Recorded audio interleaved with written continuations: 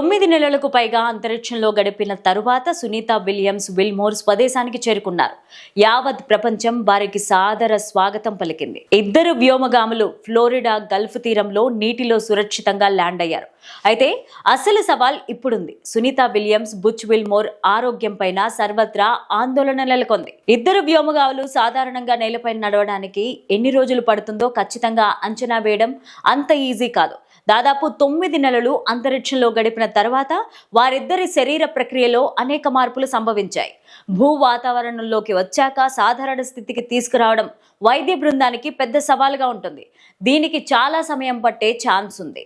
Capsule నుండి బయటకు వచ్చిన తరువాత ఇద్దరు వ్యోమగాములను హ్యూస్టన్లోని స్పేస్ సెంటర్కు తరలించారు. అక్కడ వివిధ పరీక్షలను నిర్వహించారు. అంతేకాకుండా వీళ్లకు ప్రత్యేకమైన డైట్ ప్లాన్ ను ఫాలో కావాల్సి ఉంటుంది.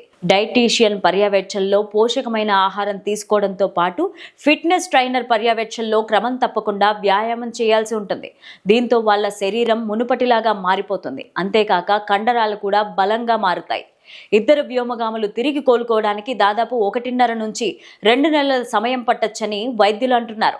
ఎందుకంటే సునీత విలియమ్స్ వయసు 59 సంవత్సరాలు, బుచ్ విల్మోర్ వయసు దాదాపు 61 సంవత్సరాలు. ఈ వయసులో సాధారణంగా తినకుండా తాగకుండా 9 నెలలు అంతరిక్షంలో జీవించడం అంత ఈజీ కాదు. అయితే సునీత విల్మోర్ 9 నెలలు అంతరిక్షంలో చిక్కుకుపోవడానికి గల కారణాలపై అనేక రకాల వాదనలు వినిపిస్తున్నాయి. 8 నెలల క్రితమే వారిని తీసుకురావడానికి ప్రయత్నించామని మస్క్ అంటున్నారు. అయితే ఈ ప్రతిపాదనను మాజీ అధ్యక్షుడు జో బైడెన్ తిరస్కరించారంటూ ఆరోపణలు చేస్తున్నారు. మొత్తానికి ఇద్దరు వ్యోమగాములు సురక్షితంగా తిరిగి రావడంపై సర్వత్రా హర్షాతిరేకాలు వ్యక్తమవుతున్నాయి. ఇటు భారత్లోని సునీత విలియమ్స్ స్వగ్రామంతో పాటు దేశమంతా సంబరాలు చేసుకుంటున్నారు.